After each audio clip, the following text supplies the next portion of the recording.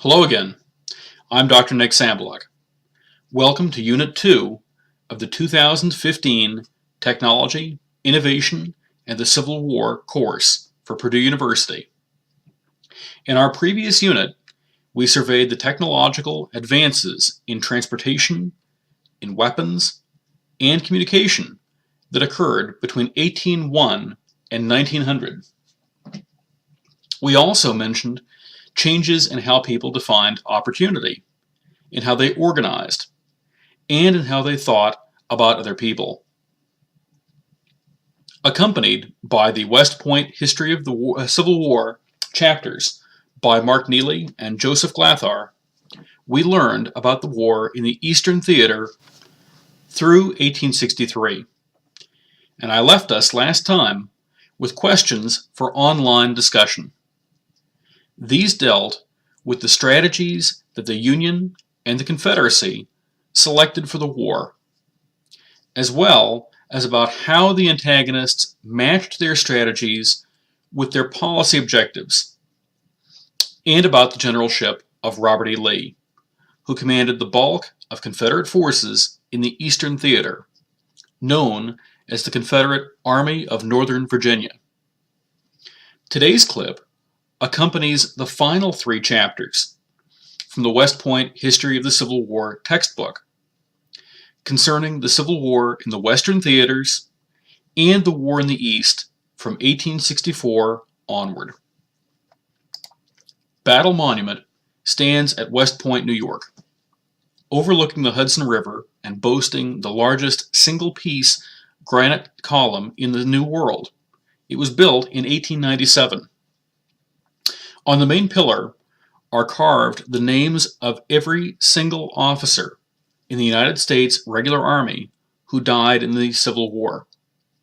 And on the spheres are the names of each enlisted rank soldier, privates and non-commissioned officers, or NCOs, who were members of the United States Regular Army and died in service, during battle, afterward of wounds, or of disease. All told, there are 2,230 names. You may already know that over 600,000 people died in the U.S. Civil War. About 40% of these were Confederates and 60% were Union.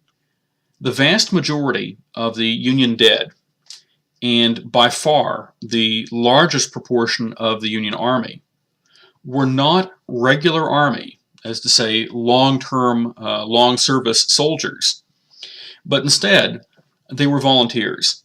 Volunteers who served in the Union Army for a set period of time. That amount of time could range anywhere from 30 days to 3 years.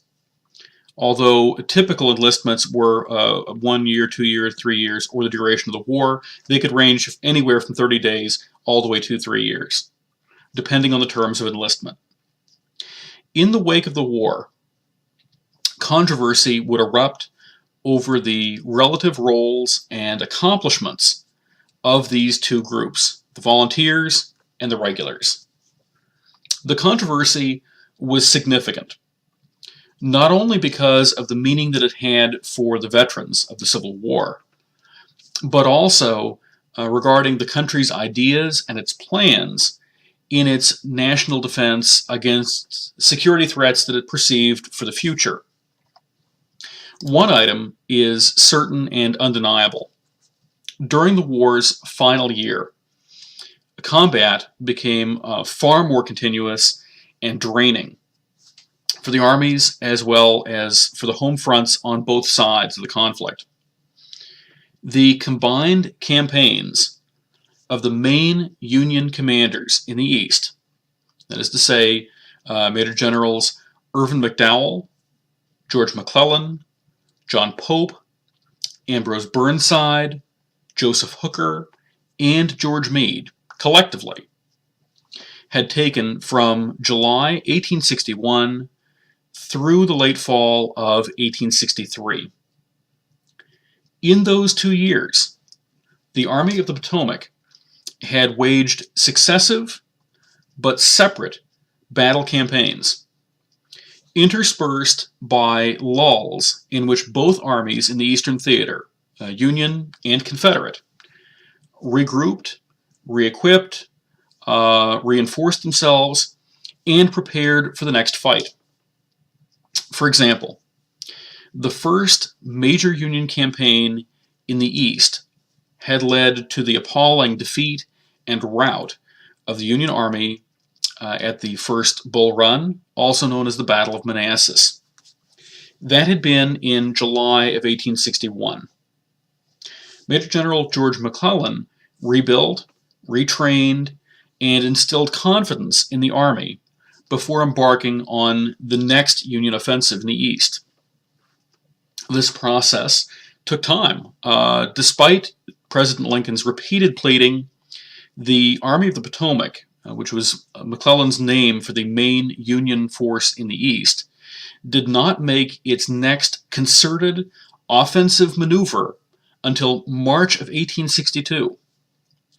The first major collisions of the Peninsular Campaign occurred a few weeks later, once Confederate reinforcements could rush in to the new front that McClellan had opened. The Eastern Theater, therefore, saw no major clash pitting the biggest Union Army against the biggest Confederate Army for a period of about 8 months. The Army of the Potomac lost 82,600 casualties during these cumulative 2 years, these first 2 years of the war in the East. When Grant became overall commander, he drove the Army of the Potomac, which was still under Major General George Meade's direct command, into a grinding and continual combat against Lee's Army of Northern Virginia. And in just 6 weeks of the Overland Campaign during 1864, the Army of the Potomac suffered 64,000 casualties.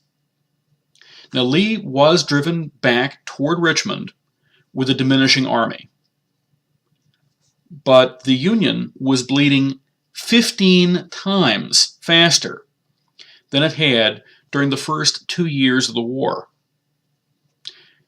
An important point to notice in the chapter by Stephen Woodworth is that Grant was an energetic military campaigner who frequently combined maneuver with violent force.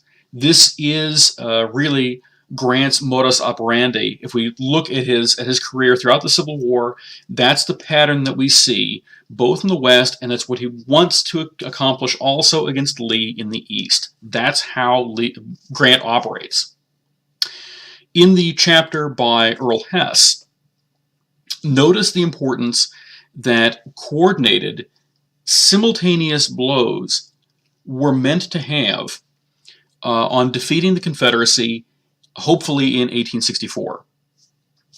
From James Hogue's chapter, notice the challenges involved in using a military victory to deliver a political success.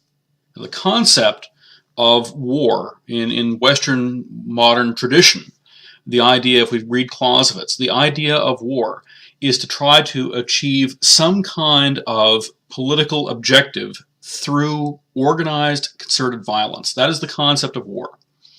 To achieve some kind of post-war environment, some kind of peace that is preferable to the peace that looks like it would have been likely if war had not occurred.